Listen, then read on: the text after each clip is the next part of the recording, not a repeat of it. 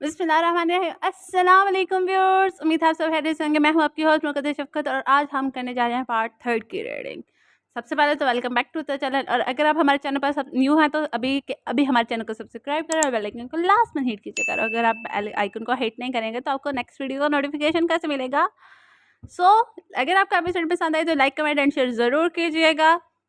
Novel ने शाह-ए-मन इस कलम वाहिबा फ़ातिमा। शुरू करते हैं आज की एपिसोड को। ऐ चाँद तेरी चाँदनी की कसम, मेरे पास भी एक चाँद है, मैं तुझ में तो फिर भी दाग है, मेरा चाँद तो बेदाग है, तेरी दूरियों की कसम, मेरा चाँद मेरे पास है। गाड़ी अपनी मंजिल की जानिब रवां-दवां थी। राबी पिछली सीट पर घोड़े गधे बेचकर सो रही थी। शाह-ए-मन ब्लैक टूपिस में कफलिंग कहानियों तक फोल्ड किए ब्लैक सनग्लासेस लगाए ड्राइव कर रहा था। सोबी ब्लू नेट की लॉन्ग फ्रॉक पहने और ऊपर ब्लू स्कार्फ लिए फ्रंट सीट पर बैठी पहलू बदल रही थी। ब्लू सैंडल्स में पाँव रुई की घालों की तरह दमक रहे थे। एक सिक्योरिटी गार्ड की गाड़ी पीछे आ रही थी और इनके गाड़ियां कॉलेज बसेस के साथ साथ ही जा रही थी। मरीज तो पहुंच चुके थे मगर अब इनकी मंजिल नथिया गली थी। गाड़ी में गूंजता गाना शाह-ए-मन की शरीर मुस्कुराहट गहरी किए जा रहा था और इसके जज्बात के कासी कर रहा था। सोबी ने झंझला कर गाना चेंज किया, मगर चांद छुपा बादल में शर्मा के मेरी जाना, सीने से लग जा तू बल खा के मेरी जाना। शाह-ए-मन ने दांतों तले लब दबाकर इसकी पतली हुई हालत देखकर हंसी कंट्रोल करने की कोशिश की। सोबी ने गड़बड़ाकर गाना चेंज किया, मगर इसके सितारे इस गर्दिश में थे जो शाह-ए-मन दिलावर आजम के हत्थे चढ़ गई थी।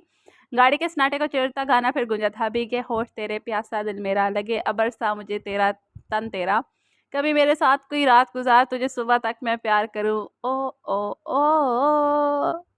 सोबी कानों तक सुर हुई और छुपने की कोई जगह नहीं मिली। दिल किया तो काश धरती की जगह गाड़ी में फट पड़ी थी और वो इसी में समा जाती। इसने तलमिला कर म्यूजिक सिस्टम भी बंद कर दिया था। छी, क्या फजूल और बेहुदा गाने सुनते हैं। वो दान पेस्ती मन पर ही चढ़ दौड़ी थी और जो कब से हंसी जब्त करने के चक्कर में सुर हुआ बैठा था, हंसी का फवारा फूटा और कहका लगा के हंस पड़ा था। वाओ स्वीटी, लगा तो आप रही थी, शाह-ए-मन ने याद करवाया, मगर कलेक्शन तो आपकी है। वो दो बदो बिल्ली, जैसा मूड हो वैसा मंजर होता है, मौसम तो इंसान के अंदर होता है। शाह-ए-मन ने शेर सुनाकर अपने दिल की हालत बयान करने की कोशिश की थी। मतलब वो जानते बूझते पूछ बैठी थी, मतलब के मूड पर, हालात पर, वाकयात पर डिपेंड करता है। अभी निकाह के बाद ही बदली है मेरी कलेक्शन, राना साहब। मन ने इत्मीनान से जरूरी इतला दी थी। सोबी का दिल उछलकर हलक में आया था। इसे जानबूझकर विंडो की जानिब रुख करके बाहर देखने लगी थी, मगर कब तक हद नजर खाइयां देखकर ही आंखों के आगे दुनिया घूम गई थी। तो नाचार फिर रुख मन की जम करना पड़ा। इसकी मानी है, इस नगाहों से बचने के लिए कोई शोशा छोड़ना ज़रूरी था। सो मन, मुझे भूख लगी है, वो रहानसी से बोली थी। हाँ, डैशबोर्ड खोले मेरी लाइफलाइन, आप इसने महमूर लहजा तैयार किया था, मगर वो तो डैशबोर्ड की जानिब मुतवज्जह हो चुकी थी। डैशबोर्ड खोलते ही वो उछली, क्योंकि चॉकलेट चिप्स गर्ल्स खाने की चीज़ों का ढेर इसकी गोद में आ गिरा था। वो मज़े से चॉकलेट खोलकर खाने में मशगूल हो गई थी। फिर ख्याल आया, आप खाएंगे? अंदाज शहाना था, जैसे सुलभा का एहसान किया जा रहा था। अगर आपने हाथ से खिलाएंगे तो तब। शाह-ए-मन के कहने पर नई चॉकलेट खोलने लगी थी। नो नो नो, इसी में से दे दो जिसमें से आप खा रही थी, फरमाइश की गई। स्वीबा के चॉकलेट रैपर ने निकाल कर दूसरी की तरफ से चॉकलेट इसके मुंह तरफ बढ़ी थी, मगर मुझे वहां से बाइट चाहिए जहां से आपने बाइट ली, राना साहब। स्वाबा ने ऐसे फिर सर फिरे बंदे को घूरा था। ऐसे मत देखे, मेरी जान, प्यार हो जाएगा, वो पुरसुकून से बोला था। मगर आप सोबी को इधर से बाइट देनी पड़ी जहां से वो खुद खा रही थी। चॉकलेट खाते हुए शाह-ए-मन ने इसकी उंगलियों को हल्का सा लबों में दबाया था, तो वो जी जान से लड़की थी। ओह सो क्यूट एंड रोमांटिक भाई, मगर मुझे लग रहा है मैं यहाँ कुछ मिसफिट सी हो रही हूँ। राबी जो जाने कब से उठी थी, इत्मीनान से बोली तो सोबी का दिल किया कि कहीं छुप ही जाए या डूब मरे, जबकि मन को तब चढ़ी थी। हाली मिसफिट मेरी बहन, कबाब में हड्डी और हलवे में नमक बोलो, वो झलकर बोला था। यूं ही हंसते और नोक-झोंक में सफर अख्ताम पजीर हुआ। वो मंजिल पर पहुंच चुके थे। वो थकन से चूर गहरी नींद में थी। मैदानी इलाकों में तो मौसम अभी मरतूब ही था, मगर यहाँ आकर अच्छी खासी ठंड में ही कुल्फी जम गई थी। होटल पहुंचकर भी एक बड़ी मुश्किल का सामना करना पड़ा। सीजन होने की वजह से स्कूल्स और कॉलेजेस के टूर्स की वजह से होटल्स में रूम्स की शॉर्टेज थी। तो राबी तो अपनी फ्रेंड के रूम में एडजस्ट हो गई थी। गार्ड्स के लिए एक रूम और इन्हें एज अ हस्बैंड वाइफ एक ही रूम शेयर करना था। दिन के 3 बज चुके थे और सोबी कंफर्टर में दबकी सो रही थी। राबी तो फ्रेश होकर अपने फ्रेंड के साथ घूमने जा चुकी थी। गार्ड्स को मन ने राबी की हिफाजत के लिए भेजा था। अब तो वो था इसकी दुश्मन जान की नींद। बेड पर इसके करीब बैठा काफ़ी मीठी और गहरी नींद में थी। इस वक्त जिस चीज़ ने शाह-ए-मन को इसकी जानिब में बुरी तरह मतवज्जा किया था, वो थे इसके नरमगज़ार गुलाब के पंखुड़ियों जैसे सुर्ख। शाह-ए-मन ने बेख्तियार हाथ बढ़ाया, अंगूठे से सहलाकर वो नरमियाँ महसूस की। बैकबोन में सरसराहट सी हुई थी। मन ने इसका गाल थपथपाया। हे जान उठो यार, ये मैजिकल पल क्यों खराब करना चाहती हो? नींद में गाल पर जाना पहचाना सा सुलगता लम्स महसूस हुआ तो इसने नींद से बोझल मंदी मंदी आंखें खोली थी और अपने ऊपर मन को झुके पाया। तो प्लीज मन, सोने देना मुझे। वो कड़वे से मुंह बनाती ही करवट बदलने को थी जब मन ने इसके कान में झुका था। साउंड नाइस राना साहब, पर ये डायलॉग तो रुखसे के बाद वाला है नहीं? इसके बाद और कहने के अंदाज से सोबी मैडम की नींद बक से उड़ी थी। फौरन उठ बैठी। शय से निगाहें मिलाना दुनिया का मुश्किल तरीन काम है। वो जानती थी कुछ बोलकर हमाके करने से बेहतर है उठकर फ्रेश हो जाकर आ जाती है। क्योंकि कुछ बोलते तो फिर ज़ुबानी बात सुनने को ही मिलती। फ्रेश होकर आई तो वो बेड पर नींद दराज मोबाइल में बिज़ी था। अब खाना खाए बगैर ही सो गई, जो चीज़ से मुझे ज़्यादा परेशान कर रही थी। इसलिए आपकी नींद खराब की। शायद मैंने वज़ाहत दी। राबी किधर है? इसने स्कार्फ़ दुरुस्त करते पूछा। चेहरे पर पानी के फिसलते कतरे शबनम के मोती लग रहे थे। वो तक आपकी फ्रेंड्स के साथ चले गए। शायद मैंने उसे उन निगाहों के फ़ोकस में रखते हुए कहा, चलें फिर? वो आस्ते से बोली, चलें। वो दोनों बाहिर आए और खाई किनारे बने रेस्टोरेंट में खाना खाया। फिर वहीं से घूमने ही चले गए। शाहिवान ने सोबी का हाथ थामे रखा था। बहुत देर घूमने के बाद सोबी तो थकन से चूर हो चुकी थी। सोबी को कई मर्तबा महसूस हुआ जैसे इसे कोई देख रहा है या कोई पीछा कर रहा है। तभी एक बड़े से पत्थर पर बैठ गई। उफ, मैं और नहीं चल पाऊंगी। मन मेरे पाँव वरना हाँसी हुई थी। कहीं तो खिदमतगार हाजिर है मोहतरमा राना साहब। शाहिमन शरारत से बोला तो वह गड़बड़ा गए थे, मगर साथ ही लगे एक दरख्त की तरफ इशारा किया।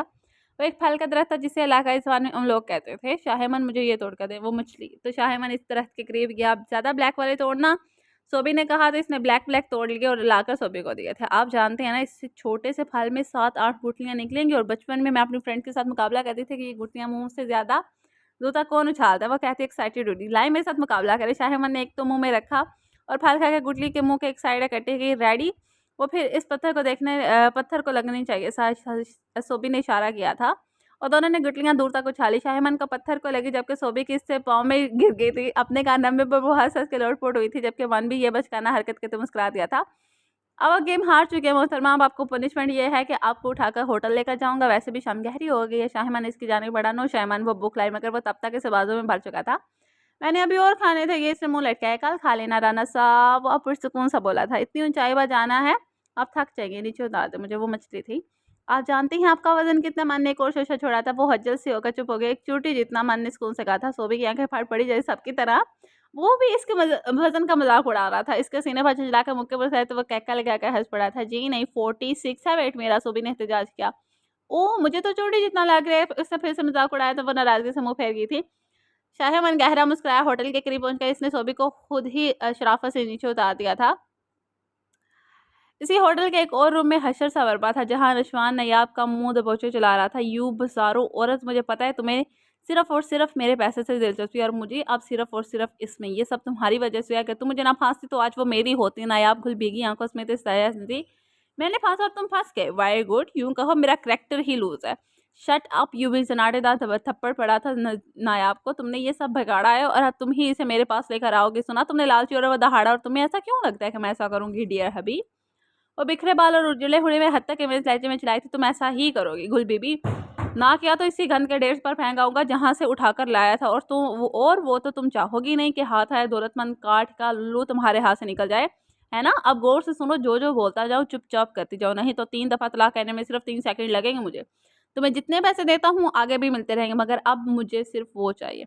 नशवान के हाल लफ्ज के साथ नयाब गुल का चेहरा लेठे की तरह सफेद पड़ा था। तुम मेरे साथ ऐसा नहीं कर सकते। नशवान ऐसे अपनी आवाज खाई से सुनाई दी। रियली?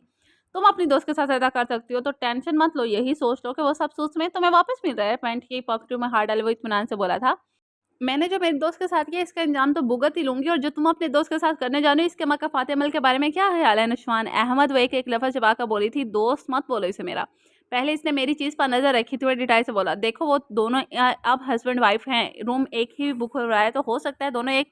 शट अप यू बिच। वो दहाड़ा और आपे से बाहर होता नहीं। आपके बाल मुट्ठी पे जकड़े थे। भटकाओ मत मुझे जलील औरत। रूम्स की शॉर्टेज की वजह से ऐसा हुआ है, और ये तुम तो भी अच्छी तरह जानती हो कि मैं बी के वो किस तरह की है। तुम्हारे जैसी नहीं है। अपनी इज्जत नफ्स और पंदार की हिफाजत करना जानती है, और वैसे भी ये कभी होने नहीं दूंगा। वो सिर्फ मेरी है। वो चीखता चंगाड़ता इस वक्त फिरौन बन चुका था। जिन छोड़ो मुझे। नशवान जानवर बन गए हो बिल्कुल। वो कराही इसने झटके से जमीन पर पटा हुआ रखा हुआ कैमरा। आप दफा हो जाओ, काम पे लगो। जो कहा है जैसे कहा है वो करो। नशवान ने फनकारते हुए कहा और वॉशरूम घुस गया। वो मुर्दा कदमों से कैमरा उठाती बाहर निकली। रात के इस वक्त इन तीनों ने होटल में डिनर किया और अपने अपने रूम में आ गए थे, और जो रूम्स के हवाले से अनजान थे। पीछे मुड़कर देखा तो राबी को ना पाकर हैरान हुई। राबी किधर की? वो पूछ बैठी थी। वो अपने फ्रेंड के रूम में रहेगी और सब गार्ड्स एक रूम में हैं। उसको उनसे कहता जैकेट उतारने, और वो जिचकी और वट जान क्या? और वो शूज उतारते बोला, और आपका रूम? सोबी ने निगाहें झुकाए पूछ लिया था मन चौंका। शायद आप जानती नहीं हैं। फिर इसने रूम्स के हवाले से इसे सारी तफसील बताई थी। इसकी उड़ी उड़ी रंगत देखकर शाहिमन संजीदा हुआ था। क्या आपको मुझ पर भरोसा नहीं है राना साहब? इसके लहजे में कुछ था कि सोबी को अफसोस हुआ। वो पुरसुकून सी होकर बेड पर बैठी थी और अपने शूज के लेसेस खोले लगे। आपसे किसने कहा ऐसा? मुझे आप पर भरोसा है और एतमाद है। वो कहती से इस रिश्ते का मान और एतवार थमा गई थी तो मन की रूह तक का उसमें सुकून उतरा था। वो फ्रेश होकर आई और फ्रॉक में की जगह ढीले डाले ब्राउन कुर्ती ट्राउज़र में थी। मन भी फ्रेश होकर ब्लैक ट्राउज़र और वाइट टी-शर्ट में बाहर आया था। वो बिला झिझक बेड पर नीम दराज़ हो गई थी। मन भी आकर अपनी साइड पे लेट गया था। आप जानती हैं ना राना साहब कि ये सिर्फ़ कलर आपके लिए बना है। मन ने इसकी ब्राउन कुर्ते की तरफ इशारा किया तो वो ब्लश कर गई थी। ये कलर मेरी लाइफ़ में बहुत इम्पोर्टेंट है आपकी वजह से। एक्चुअली मैं सोच रखा है शादी का रुखसती वाले दिन आपका ब्राइडल ड्रेस इसी कलर का। वो मुझे बताने सोबी की शर्म के बाहर से पलकों के जाले गालों पर साया फ़िक्र नहीं। मैं इस दिन जी भर के आपको देखना चाहूँगी। इस वक़्त का शिद्दत से इंतज़ार है जब आप पूरी की पूरी मेरे रंग में रंगी मेरे लिए तैयार होकर आएँगी और मेरी ज़िंदगी की सबसे बड़ी ख्वाहिश है कि मैं आपको इस वक़्त देखूँ और वो नज़ारा मरते दम तक अपनी आँखों में बसा लूँ। प्लीज़ सोबी मेरा इंतज़ार कीजिएगा, करेंगी ना? वो पूछ बैठा तो वो धीमे से हाँ में सर हिला गई थी। वो दिन ऐसा होगा कि जब आपको मेरा इंतज़ार करने पड़ेगा। मैं चाहता हूँ सोबी कि सिर्फ़ इस रात आप मेरा इंतज़ार करें। इसके बदले अगर पूरी ज़िंदगी मुझे इंतज़ार करना पड़ा तो मुझे ये सौदा दिल-ओ-जान से मंज़ूर होगा। करेंगी ना मेरा इंतज़ार? अब एक बार फिर इसने मान भरे अंदाज़ में पूछा तो वो फिर इस बात में सर हिला गई थी। शाह मन के दिल में तूफ़ान उठे थे। ना करे राना साहब, बच्चे की जान लेंगे क्या? वो मस्कीन सी शक्ल बना के बोला तो सभी हँस थी। अच्छा करीब आए। वो हाथ बढ़ाकर सुकून से बोला तो सभी गड़बड़ाई हैरत अंगेज़ निगाहों से उसे देखा। इधर तो आए राना साहब, कुछ नहीं करूँगा यार। वो फिर ज़ोमनी सा बोला तो नाचार सोबी को अपना हाथ इसके हाथ में थमाना पड़ा। शायमन की नरमी से हाथ खींचने पर वो थोड़ी खरीद खिसक आई थी। तो मन ने इसका सर अपने सीने पर रख लिया था। शायमन प्लीज़, पूरा हाँसी हुई थी। सो जाएँ सोबी, फ़रिश्ता नहीं हूँ मैं। सरसराता लहज़ा सोबी के रोंगटे खड़े हुए थे। मन की तपती निगाहें और सांसों की हद से इसका माथा और छोटी-सी नाक चली तो सोबी ने घबराकर इसके शोल्डर पर सर रखकर करवट बदली थी। मगर चंद ही लम्हों में इसकी रूह फना हुई। जब मन का सुलगता हाथ पेट के गिर लिपटा था मुझसे वो मचल कर उठने लगी। जब मन ने हाथ के दबाव से इसे उठने नहीं दिया था। सोबी ने हाथों की मुट्ठियों में तकिया दबोचा, ज़रा-सा उठकर कान के करीब बोला, "क्या है रानो जान, फ़ौरन से पहले सो जाओ।" कान की लो चिमटा वो पीछे हटा था। सोबी ने तकिए में मुँह दिया और सोने की कोशिश करने लगी। इतनी थकन थी कि जल्द ही नींद भी मेहरबान हो गई थी और वो सो गई थी। शायमान ने नरमी से इसका रुख अपनी जानिब किया और गौर से इसे देखे गया। मगर जल्द ही इसे सीने में बेंची आंखें मूंदनी पड़ी कि बदतमीज़ और मुँह और दिल गुस्ताही करने पर आमादा कर रहा था। जल्द ही वो भी नींद की वादियों में उतर गया था। ज़िंदगी यूँ हुई बसर, तन्हा काफ़िले साथ और सफ़र तन्हा। रात गहरी तन्हाई में दानियाल अपने अपार्टमेंट के टेरेस पर बैठा सिगरेट के गहरे कश लगा रहा था और हस्बे मामूल और हस्बे आदत इस आवाज़ का इंतज़ार कर रहा था जिसे सुनते ही इसके बेचैन रगोपे में सुकून और सुरूर सा दौड़ा करता था। वो एक निस्वानी आवाज़ थी। इसके फ्लैट से नीचे वाले फ्लैट से रोज़ पहले दिल हरास चीहों की आवाज़ें आती थी जिन्हें सुनकर वह सुकून हासिल करता था। मगर फिर एक दिन अचानक सब बदल गया जब नीचे वाले टेरेस से रात के सन्नाटों में एक कमज़ोर सी निस्वानी आवाज़ गूंजी थी। अब जब वह चीखें से परेशान और बेचैन कर देती थी मगर फिर भी बाद में टेरेस से आने वाली आवाज़ जिन्हें सुनकर वो सुकून हासिल करता था। मगर फिर एक दिन अचानक सब बदल गया जब नीचे वाले टेरेस से रात के सन्नाटों में एक कमज़ोर सी निस्वानी आवाज़ गूंजी थी। अब जब वो चीखें से परेशान और बेचैन कर देती थी मगर बाद में टेरेस से आने वाली वो आवाज़ इसे सुकून देती थी जो रोज़ रात गए तक इस रात की तन्हाइयों में बस एक ही गर्दान लगाए रखती थी, बिस्मिल्लाहिर्रहमानिर्रहीम अल्लज़ीना सबरू अला रब्बिहिम यतवक्कलून। और वो लोग जो सब्र करते हैं और अपने परवरदिगार पर भरोसा रखते हैं। वो नीचे रहने वाले लोगों की नादानस्ता तौर पर डिटेल्स भी निकलवाई थी। वो दो अधेड़ उम्र जालम और जाबर मियाँ बीवी रहते थे और इनकी गरीब बेवा बहू अपने बेटे के मरने को बहू की नहुसत करार देकर इस पर जुल्म और जबर के पहाड़ तोड़ रखते थे। मगर असल चक्कर यह था कि इस गरीब के ना कोई आगे पीछे था, ना जहेज के नाम पर फूटी घोड़ी लाई थी। बस बेटे की पसंद थी तो मजबूरन शादी करनी पड़ी। जुल्म की इंतहा तो ये कि वो नेक सीरत बहू जो सात पर्दों में छुपती फिरती थी अपने 3 साल के जुड़वान पोते पोती को भी नाजायज़ ही बोलते थे।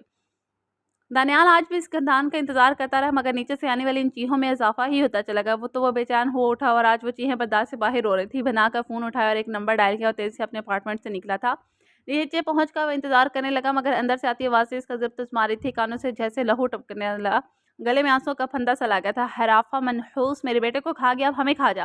बोरा जैसे किसी चीज़ से मारी थी और मगर ज़ात बक रही थी। नागिन ये सपोले कहाँ से उठा कर लाई है और एक आपने जैसे हो से कहाँ से लाई हो हमारी छातियों पर मूंग दलने के लिए कहाँ से खलाई इन्हें और तुझे फ्लैट भी किराए का निकला। हम तो जाने लगे हैं यहाँ से और मगर तुझे और तेरे इन सपोलों को ठिकाने लगा कर जाएंगे। दफ़ा नहीं होती तो आज अगले सिरे लग जा। बदचलन माँ जी कुछ भी बोले मगर मुझे बदचलन मत बोले। ये आपके बेटे की निशानियाँ हैं। माँ जी मुझ पर और इन पर रहम करे। वो फूट फूट कर रोती बोल पड़ी थी मगर इसकी बदज़बानी इनको कुछ खास पसंद नहीं आई थी और अब डेढ़ उम्र आदमी भी मारने लगा था। साथ मार खाती जाती और ये आयत बाआवाज़ बुलंद पड़ने जाती थी और अल्लाह तो जिसे चाहता है अपनी रहमत से हासिल कर लेता है। कभी वो किसी आयत में अपने लिए मज़ीद सब्र माँग रही थी, कभी इस आज़माइश में सुरखरुई की दुआ माँग रही थी। कमीनी जादू टोना करती है, वो जाहिल औरत चलाई थी, आज तो तू मरेगी। आज हिलाई गई इन नागिन सबोलों से हमेशा के लिए निजात का सामान। वो शायद इन पर पेट्रोल डाल रहे थे या कुछ स्मेल बाहर तक आई थी। नहीं माँ जी, मेरे मासूम बच्चे हैं, इन्हें छोड़ दें, किसी यतीम खाने में छोड़ें, मुझे मार दें मगर मेरे बच्चों को छोड़ दें। वो फिर बिलखी थी। दानियाल के हिस्से मंशा बाहर पुलिस आई थी। इसने इशारा किया तो इंस्पेक्टर अंदर घुसता गया था। अंदर वो गरीब को जिंदा जलाने ही वाले थे कि बरवक्त पुलिस ने इन जालिमों को गुद्दी से दबोच लिया था। दानियाल ने इश्तियाल में इस आदमी को धनक कर रख छोड़ा था। बुज़दिल बेगैरत कमजोर औरत पर हाथ उठाते हो, आप मर्द के बच्चे बनो और मुझसे मुकाबला करो। दानियाल गुस्से की शिद्दत से पागल हो चला था। इसे जान से मार कर ही डालता कि पुलिस और दरिंदे नमा औरत मर्द को घसीटती वहां से ले जा चुकी थी। वो जो उधड़ी हालत में जख्मों से चूर धागे गए जिस्म के साथ जमीन पर पड़ी थी, वो मुश्किल घसीटते उठकर चादर से पर्दा किया और अपना वजूद और चेहरा किसी के देखने से पहले ही छुपा लिया था। बच्चे सहमे हुए इसके पहलू में छुपे हुए थे। पुलिस जा चुकी थी और इसकी जाने मतवज्जा हुआ जो बेटी के गले लगे आजमाइश होने के पर फूट फूट कर रो रही थी। दानियाल वही हंसता हाल से सोफे पर बैठकर अपने गुस्से से फटती कनपटियां सहला रहा था। वो जो दानियाल के साथ हुआ था वो आज इसे कुछ भी नहीं लग रहा था। जो सामने बैठी इस गठड़ी से वजूद पर होता देखा तो सचमुच इसका कलेजा मुंह को आया था। मम्मा मम्मा वो चले गए मम्मा। बच्चे इतनी खामोशी पर माँ के पहलू से मुंह निकाल कर इधर उधर देखा। वो बेतहाशा खुशी से अपनी माँ को कहा जैसे ये खुशखबरी से अपनी माँ को सुनाई हो। मम्मा अब कोई नहीं मारेगा मम्मा, और चलेगा मम्मा। आप कहती थी ना कि अल्लाह मदद किया कि फरिश्ते आएगा मम्मा, फरिश्ता आ गया। बेटे ने माँ को याद करवाया मगर वो हनूस रो रही थी। अब जब बच्ची होश से आज़ाद हुई तो एक ख्याल और आया था। डरते डरते दानियाल के पास है कि अब आप फरिश्ता हैं। इसने मासूमियत से पूछा। इस कदर खूबसूरत और मासूम बच्ची। दानियाल हैरान हुआ। इसको तो कोई फूल से ना मारे कि जाके इतना जुल्म। दानियाल को कोई जवाब ना सोचा। नहीं बेटा, मैं एंजल हूँ। आखिर कुछ तो कहना था। आपने हमारी हेल्प किया तो हमें खाना भी खिला दे एंजल। आपको पता है 2 दिन से मम्मा दादों से छुपकर हमारे लिए आधी रोटी लाती थी, उन्होंने भी कुछ नहीं खाया। आप दादों के फ्रिज को लाल तोड़ दो ना, हमें खाना खाना है।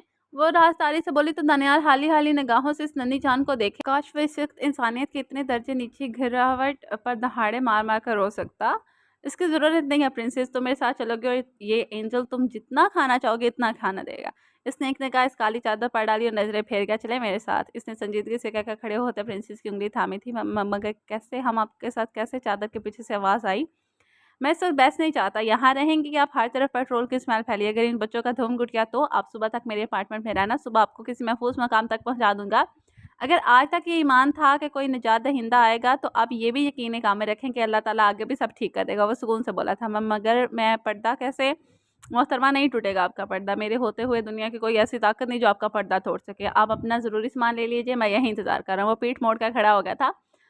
हाँ, ईमान तो था कि अल्लाह ताला इसे कभी भी अकेला नहीं छोड़ेगा, किसी न किसी को भेजेगा इसे निजात ज़रिया बनाकर। इसलिए जल्दी से उठी, अपने और बच्चों के कपड़े और ज़रूरी सामान लिया और बाहर आई। बेटे का हाथ थामा और इसके पीछे हो लिया। अपार्टमेंट में आकर इसे गेस्ट रूम की जानिब इशारा किया। बड़ी सी चादर से इसने अपना आप और चेहरा वजूद ढांप रखा था। दानियाल ने एक निगाह गले तक देखने की जुर्रत नहीं की थी। आप बच्चों को ये स्मेल वाले कपड़े चेंज करें, मैं गर्म खाना करता हूँ। ओ मम्मा, खाना मिलेगा? इस छोटे से बच्चे की आंखों में अजीब सी चमक आई थी। माँ का पल्लू झकझोरते पूछने लगा। आसान बेटा, खामोश हो जाएं। वो शायद शर्मिंदा सी हुई थी। दानियाल ने सर सियाह भरी थी और जल्दी से किचन की जानिब बढ़ा। वो जितना भी खाना पड़ा था गर्म किया। ट्रे में फ्रूट्स, चॉकलेट, जो भी मन पड़ी हर चीज़ रखती थी। बड़ी ट्रे लेकर गेस्ट रूम तक आया था और दरवाज़ा नॉक किया। कुछ ही देर बाद वो दरवाजे में नमूनदार हुई। दानियाल ने ट्रे आगे बढ़ाई तो इसने नरमी से थाम ली थी। जज़ाकल्लाह खैर। चादर में से आवाज़ आई थी। शुक्रिया अदा करने का दुनिया का सबसे खूबसूरत तरीका वो दिल में सोचा गया था। किसी भी चीज़ की ज़रूरत हुई तो हर चीज़ किचन में मौजूद है।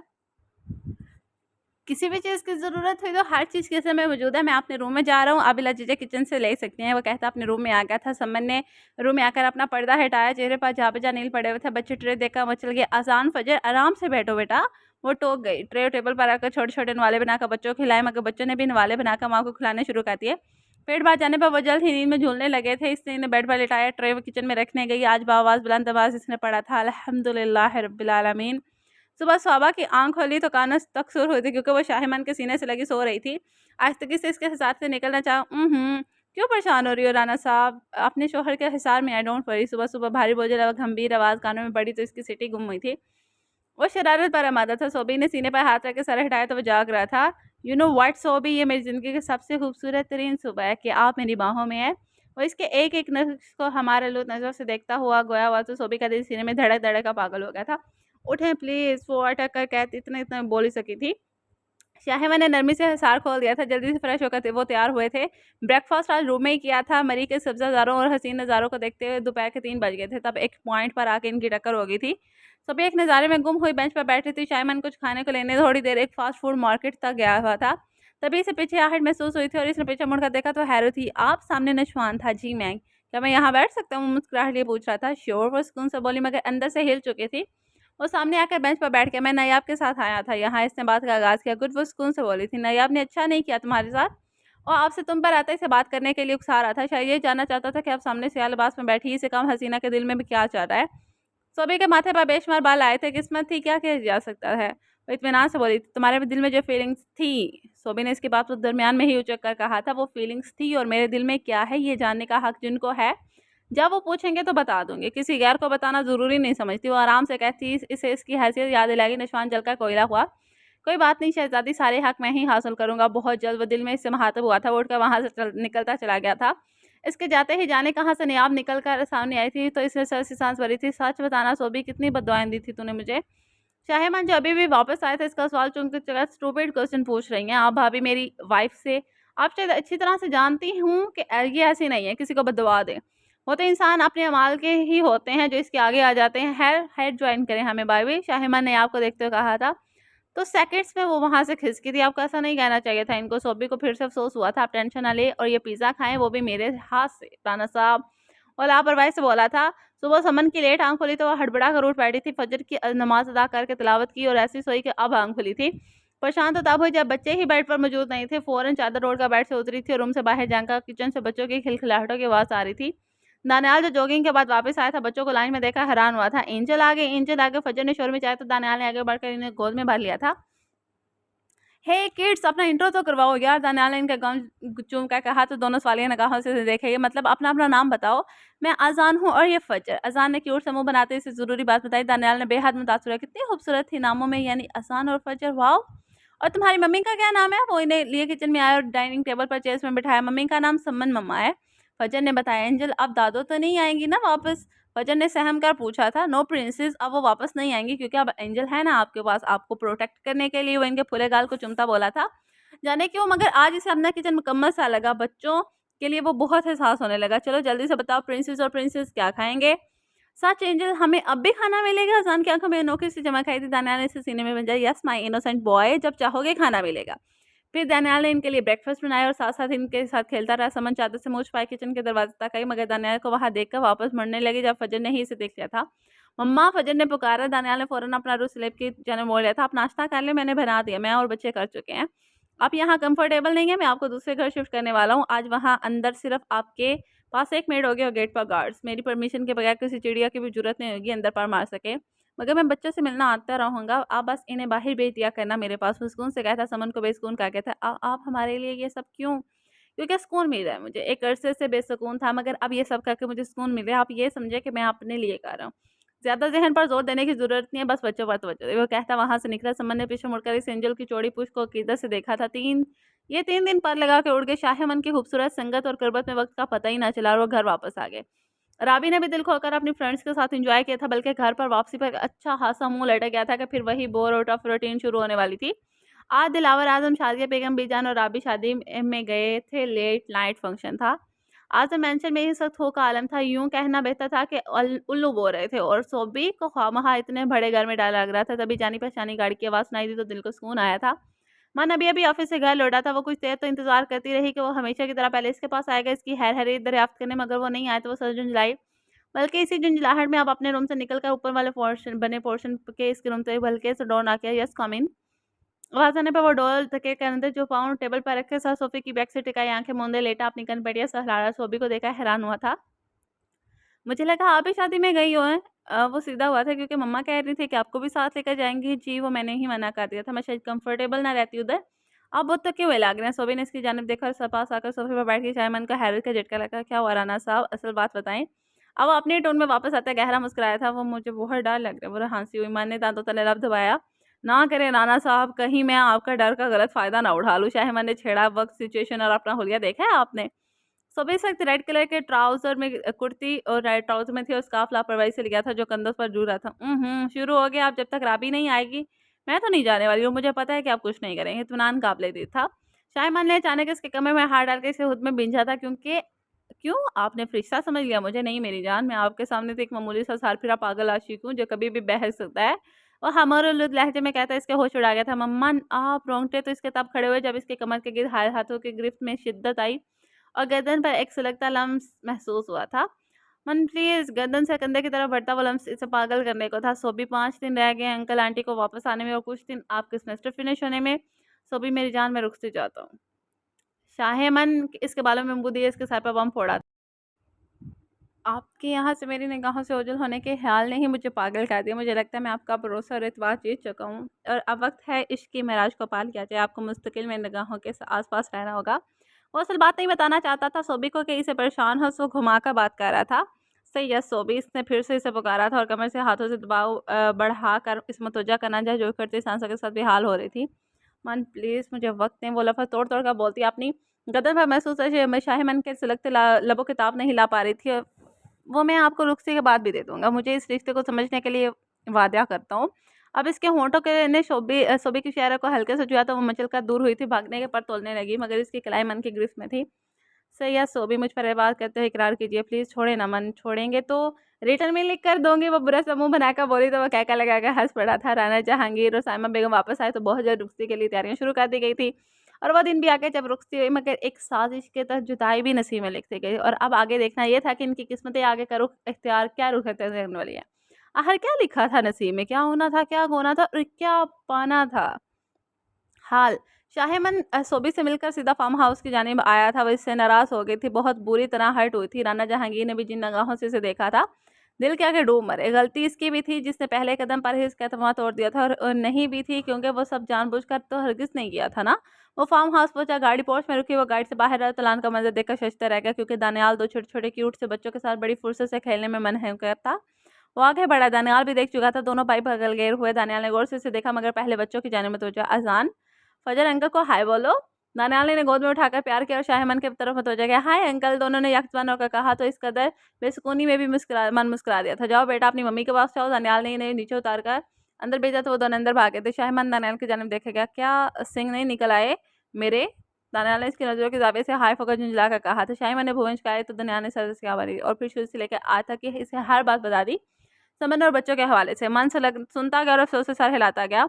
दानियाल खामोश हो गया, दोनों ही जैसे उदास हुए थे। तुम सुनाओ, नहीं मानी सोबी?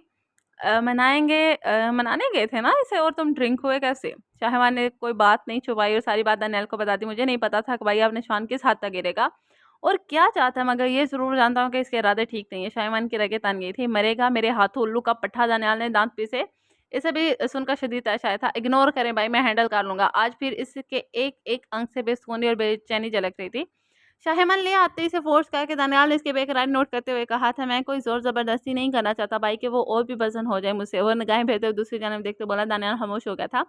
अंदर बच्चों ने उधम मचाया था। समन ने खिड़की से देखा और बुआ बेगम भी बताया कि साहब के भाई आए हैं तो किचन में चाय वगैरह बनाने चले गए थे। बड़ी दिलजमी से चाय बनाने के साथ दिगल्लो आसमान की ट्रॉली में रखी थी। रख चूँकि किचन लॉन के करीब था, बाहर से आती आवाज़ों में अपना नाम सुनकर वो चौंकी थी। ने कहा कह लें भाई समन जी से, अगर इन्हें और बच्चों को सारी उम्र के लिए सहारा देकर सुकून हासिल करना चाहते हैं, अगर बच्चों से अलग होना नहीं चाहते तो इन्हें अपना नाम दे दें, नहीं तो बगैर किसी रिश्ते के नहीं रख पाएंगे इन्हें ज़्यादा देर के। हाँ शाहमन ने इत्मीनान से कहा तो दानियाल ने बुरी तरह पहलू बदला था। दिमाग खराब हो गया तुम्हारा, मन 36 साल का हो गया, अल्लाह अल्लाह करने की उम्र है मेरी। दानियाल ने बेपरखी उड़ाई थी। कम ऑन भाई, 36 के भी 26 के हैंडसम मैन लगते हैं, ये जो आज रात किया जाता है आपका, वो 26 की है अभी। बहुत ही डिफरेंस है यार, क्या बकवास लेकर बैठ के हो। दानियाल झुंझलाए। वैसे आपको कैसे पता भाई? मान ने शरारत से कहा तो दानियाल बुरी तरह गड़बड़ा गया था। मैं इन जिला सास ससुर से मिलकर आया था जेल में, हाथादारी करने गया था तो इनकी तो वहाँ से पता चला। दानियाल परवाह से कहा, एज डिफरेंस से कोई फ़र्क नहीं पड़ता भाई, बस रिश्ता एहसास का होना चाहिए। मैं कभी भी इसके सामने अपना मुद्दा बयान नहीं कर पाऊंगा। शाहमन वो ये ना समझे कि मैं खुदा होना हंसता अपने किसी एहसान का बदले के तौर पर इस पर दबाव डाल रहा हूँ, या वो सिर्फ बदला चुकाने के चक्कर में ना चाहते हुए भी मेरा प्रपोजल एक्सेप्ट कर ले। मैं तो इसे बिन देखे ही इसके किरदार की खूबसूरती और इस्मत तो पाकिज़गी की वजह से इसे अपनाना चाहता हूँ। दानियाल ने आहट ठाक कर इकरार जुर्म किया और अपने दिल में छुपे खौफ को खुलकर बयान किया था। वेरी गुड, यानी आप चाहते हैं कि ये रिश्ता जुड़े, आप नियत ही कर खेले तो इंशाल्लाह सब ठीक हो जाएगा इंशाल्लाह। तभी बुआ बेगम चाय की ट्राली की सीट थी, वहां आई थी तो दूसरी तरफ मुतवज्जो गए। किचन में खड़ी समन ने गौर से अपने हाथों के लकीरों को देखा। क्या वाकई इसमाइल जिंदगी भर के लिए खत्म होने वाली है? खुद पर रश्क आया कि एक शख्स बिना इसकी शक्ल सूरत देखे सिर्फ इसके किरदार की वजह से इससे शादी का ख्वाहिशमंद है। मुझे इंतजार रहेगा इस दिन का जब आप मुझसे शादी के लिए पूछेंगे और मैं दिली रजामंदी से आपको हाँ करूंगी। इसने दिल में एंजल को मुखातिब किया था। 15-20 दिन हो चुके थे इसे यहाँ आए। बुआ बेगम इसके साथ रहती थी। इस दौरान कोई भी ऐसी बात नहीं हुई थी जिससे इसे कोई तकलीफ होती। जिंदगी बहुत अचानक बहुत खूबसूरत हो गई थी। वो दिन में आता और बस लॉन में ही बच्चों से मिलकर इनके साथ खेलकर चला जाता था। दिन ब दिन इस शख्स से अकीदत और एहतराम में इजाफा हुआ था। 10 दिन हो चुके थे, वो बेहद उदास थी, लाशोर में इंतज़ार करती कि वो आई से मनाए और साथ ले जाए, मगर वो तो शायद पत्थर का हो चुका था कि माही भी आपकी तरफ तड़पने के बावजूद बस आता, इसके पास बैठता, चंद बातें करता, इसकी हैरत दराफ्त की तरफ चला जाता। वो सच जुझलाई हुई थी। इन दिनों जो बात अजीब हुई थी वो ये कि नायाब मुसलसल जिसे मिलने आती रही थी। इसके मुँह पर नो लिफ्ट का बोर्ड देखकर भी डीठ बनी टपक पड़ती थी। अजीब-अजीब बातें करती जैसे मन के खिलाफ या किसी के हक में इसकी ब्रेन वॉशिंग करना चाहती हो। आज भी वो रात के होली में कसलमंदी से बिस्तर में लेटी हुई थी कि नायाब चली, सोबी का मुँह कड़वा हुआ था। हाय क्या गा रही हो स्वाबा? वो बेतकल्फ़ी से रूम में घुसी चली आई। कुछ हाथ नहीं वो लापरवाही से बोली थी, "कब तक शौक मनाती रहोगी शोबी इस दरिंदे का? जिस रत्ती बात तुम्हारी परवाह नहीं है, होती तो ले जाता, तलाक ले लो, इससे एक नंबर का लूज़ करैक्टर। नायाब शोबी शेरनी बनी दहाड़ी, बकवास बंद करो अपनी और इससे पहले कि मैं भूल जाऊँ कि तुम मेरे ससुराली रिश्तेदारों में से हो, शक्ल गुम करो अपनी। वो और करैक्टर की बात तो तुम करो ही ना तो अच्छा है, सूट नहीं करता। और रही बात इनकी तो तुम दोनों हस्बैंड वाइफ की औकात नहीं है इनके बारे में बात भी कर सको।" नायाब का चेहरा इसके हाथ दिल के साथ सफ़ेद-सा पड़ा था। वो इससे पहले वाली दब्बू और बातों में लगने वाली तो भी समझ रही थी, मगर नहीं जानती थी कि एक शख्स की मोहब्बत में दियत मारने से क्या बना डाला था। मैं तुम्हारी कैफ़े वाली बात तुम्हारे पेरेंट्स और पूरे ख़ानदान वालों को बता दूँगी, नहीं तो मान लो तलाक वाली बात। अब आप अपनी औकात पर आई थी, जाओ जिसे बताना है बताओ, पर इससे पहले ही वो तुम्हारी गद्दी से ज़ुबान खींच लेगा, तुम्हारी गर्दन से लपेट देगा, जानती हो ना इन्हें तुम। अब दफ़ा हो जाए नयाब। वो दहाड़ी तो नयाब को झरझरी आई थी और वहाँ से निकलती चली गई थी, दोबारा तकिए पर ढैसी गई थी। शायमन बहुत बुरे और ज़ालिम है, बनाना भी नहीं आता, उल्लू के पट्टे कहीं के। वो बुरा सा मुँह बनाती बोली, मगर फिर कानों तक सुर होती, दाँत तले ज़ुबान दबा के तकिए में मुँह दे लिया था। रात के 9 बजे का वक़्त था, समन ईशा की नमाज़ अता कर रही थी। बुआ बेगम सो चुकी थी। जब नमाज़ के दौरान ही अज़लान के बेतहाशा चीखों की आवाज़ सुनाई दी थी और फजर के रोने की, इसके दिल की धड़कन तेज़ तरीन हो गई थी, मगर नमाज़ मुकम्मल करके जो ही बाहर भागी तो नज़ारा दिल दहला देने वाला था। बाहर लॉन्ज में वो खेलते हुए शायद गिरा था और टेबल का कोना लगा था सर में। असलान खून में नहा चुका था, माथे से ऊपर हिस्से से खून तेज़ी से बह रहा था। वो लिज़ कर रह गई कि क्या करूँ? इसके सर पर हाथ रखे तेज़ी से दिमाग चलाए। धनियाल जी लॉन्ज के पीटीसीएल फ़ोन की जानिब देखा, पर नंबर मगर वो शायद भी कमाल का था। सामने ही छोटे से बने कैलेंडर पर दानियाल लिख कर नंबर लिखा हुआ था। फजर बेटा हाथ रखो, मैं एंजल को फ़ोन करती हूँ। फजर ने छोटा सा हाथ रखा और फ़ोन की जानिब लिपकी थी। जल्दी से कांपते हाथों से नंबर मिलाया। वो जो अब ऑफिस जाने लगा था, दिलावर आज़म बेतहाशा खुश थे। इलेक्शन करीब से तो ऑफिस से लेट ही फ्लैट में आया था। फ़ोन रिंग हुआ तो उठाकर चेक किया। नंबर जहाँ का था, धड़कते दिल से फ़ोन दूसरी बेल पर यस करके कान को लगाया था, मगर दूसरी तरफ से जो सिसकी सुनाई दी वो इन्हें पैरें गाड़ी की चाबियाँ उठाते बाहर लपका था। "क्या हुआ सुमन, आप रो क्यों रही हैं?" दानियाल जी, वो असलान, इसकी आवाज़ रंध गई थी। "क्या हुआ असलान को बताएँ मुझे, वो तब तक लिफ्ट से नीचे था, गाड़ी में बैठ चुका था। असलान को चोट लगी है, बहुत खून बह रहा है, आप जल्दी से आ जाइए।" वो घबराती बोली गई थी। "अभी आया।" वो हवा से बातें करता 10 मिनट में फार्म हाउस पहुँचा था। लाउंज का दरवाज़ा नॉक करके बिला झिझक अंदर दाखिल हुआ। वो चादर में चेहरा छुपा चुकी थी, अज़लान की गोद में लिए बैठी थी। हाथ अज़लान सर पर रखा था। तीनों माँ बेटा-बेटी ज़ारो-ज़ार रोने में मसरूफ़ थे। दानियाल ने आगे बढ़कर समन को गोद से लिया था और बाहर की जाने बढ़ा। वो भी फजर का हाथ थामे इसके पीछे लिपटी थी। गाड़ी तक पहुँची जब वो अज़लान को फ्रंट सीट पर बैठा रहा था। मैं भी साथ बैठे। इसने खामोशी से बगैर इसकी जानिब देखे डोर खोला तो अंदर बैठ गई थी। दानियाल ने जल्दी से गाड़ी निकाली, करीबी हॉस्पिटल लेकर पहुँचा था। वो अज़लान जिसके सर पर अब ड्रेसिंग हो चुकी थी और 2 स्टिच आए थे। दानियाल इसे गोद में लिए लाउंज में बैठा हुआ था। फजर और अज़लान को कहानी सुना रहा था। समन किचन में थी और चाय बना रही थी। डॉक्टर के अल्फाज कानों में गूंज रहे थे जब डॉक्टर दानियाल से बात कर रहा था। "आपका बेटा बिल्कुल ठीक है अब दानियाल दिलावर आज़म, बस ज़रा सी चोट है, बहुत जल्द आराम आ जाएगा।" और दानियाल ने ज़रा भी इनकी गलतफ़हमी दूर करने की ज़रूरत महसूस नहीं की थी। समन ने खिड़की की ओर से लाउंज में झाँका, क्योंकि काफ़ी खामोशी छा चुकी थी। असलान और फजर सो चुके थे। पता नहीं दानियाल जी ने खाना खाया भी कि नहीं। इसने चाय के बजाय पहले दिन की मुबारकबाद दी। सब बहुत खुश थे। बच्चों की मासूम सी शरारतें देखकर इनकी हंसी नहीं रुक रही थी। सबने खाना खाया, सोबी समन के लिए रूम में चली गई थी। वो सब आज़म मेंशन वापस आ गए थे। जहांगीर और साइमा अहमद और मिसेस अहमद अपने घर चले गए थे। शोबे को थकावट सी महसूस हो रही थी और फ्रेश होने का एक ही तरीका था। वो सब लाउंज में बैठे। "मम्मा मैं ज़रा ग्रीन हाउस जा रही हूँ।" वो कहती लाउंज के पिछले दरवाजे से ग्रीन हाउस चली गई थी। कुछ ही देर बाद मन भी उठकर इसके पीछे जाने लगा। "जब किधर चल रही है ब्रदर बरखुरदार? अब माँ बाप और बहन भाई के पास बैठकर दिल नहीं लगता क्या?" दिलावर आज़म ने बेटे को छेड़ा तो वह बुरी तरह जिम गया, मगर असली बोल्डनेस और ढिठाई से कान खुजाता बोला, "वो क्या है ना डैड, आपकी बहू नाराज़ है और कहती है कि मुझ में मनाने वाले गट्स नहीं है। नहीं तो मनाने जा रहा हूँ ना।"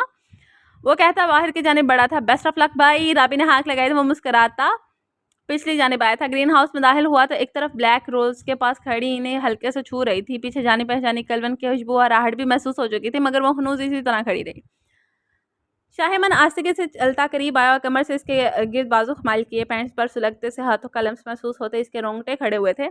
ये क्या कह रहे हैं आप? वो घबराई। "अपनी रूठी हुई वाइफ को मना रहा हूँ।" खुले हुए करली बालों में मुँह दिया और इसके खुशबू सांसों में बसाई थी। "ऐसे लोफरों की तरह कौन मनाता है?" इसने बुरा सा मुँह बनाया था। "शाहिमन दिलावर आज़म।" वो इत्मीनान से बोला और अल्लाह कंधे पर रखे सोबे की सांस अटकी थी। छोड़े ईमान को याद है कि वो घबराई सी बाहर झूम रही। तभी शाहीमान ने बहुत अचानक से आवाज़ों में भरा था, ये क्या कर रहे हैं आप? छोड़े मुझे, वो मछली वहाँ लेके जा रहा हूँ, जाने मन जहाँ कोई भी ना आ सके और मुझे मनाते हुए डिस्टर्ब ना कर सके। वो दांतों तले लब दबा कर बोला था। इसकी गौहर अफसानी सुनकर, इसके इरादे जानकर सोबे की आंखें बाहर उबलने को थी, जिसका रूहा बंदर की जानिब था।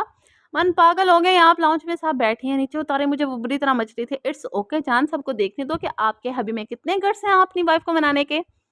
मैं ये नहीं कहा था कि आप बेशर्मी पर उतर आए। वो आ गई थी क्योंकि वो लॉन्च में दाखिल हो चुका था। वो जो इरादे बांध कर बैठी थी राबी, और इससे भी बोल चुकी थी कि वो इसके रूम में रहेगी। सारे इरादे ढेर हो गए थे और ये गद्दारी लगता है राबी ने ही की थी।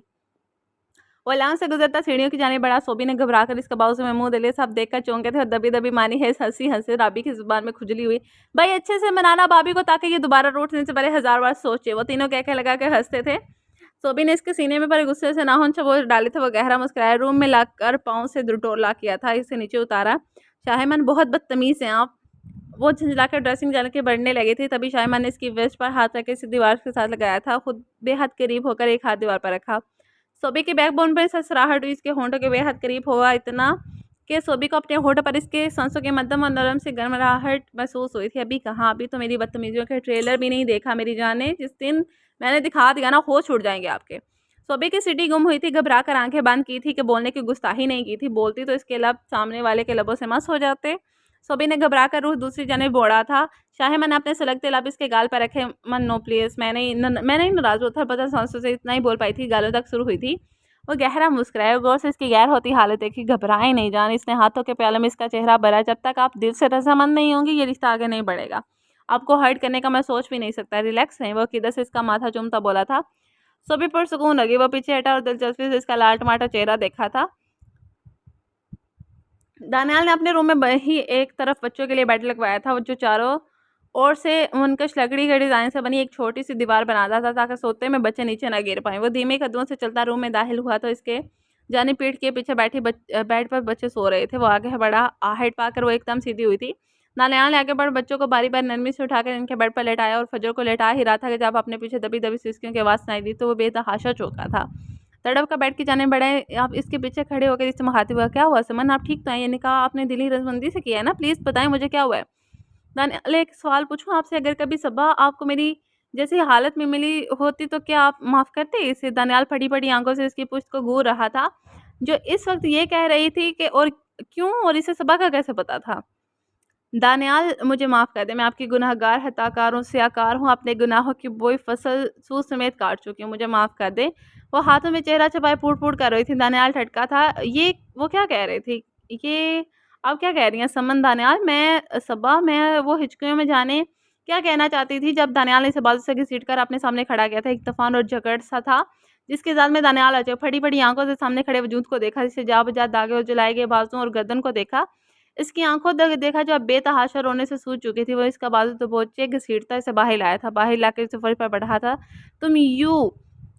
तुम क्या कर रही हो मेरे घर में, मेरे रूम में, मेरी जिंदगी में? समन कहाँ है? मुझे जल्दी बताओ वरना जान ले लूंगा मैं तुम्हारी। वो दहाड़ा और दोनों हाथों से इसका गला दबाया था, जो मोहब्बत को रुस्वा करके इसके निकाह में होने के बावजूद किसी गैर के साथ चली गई थी।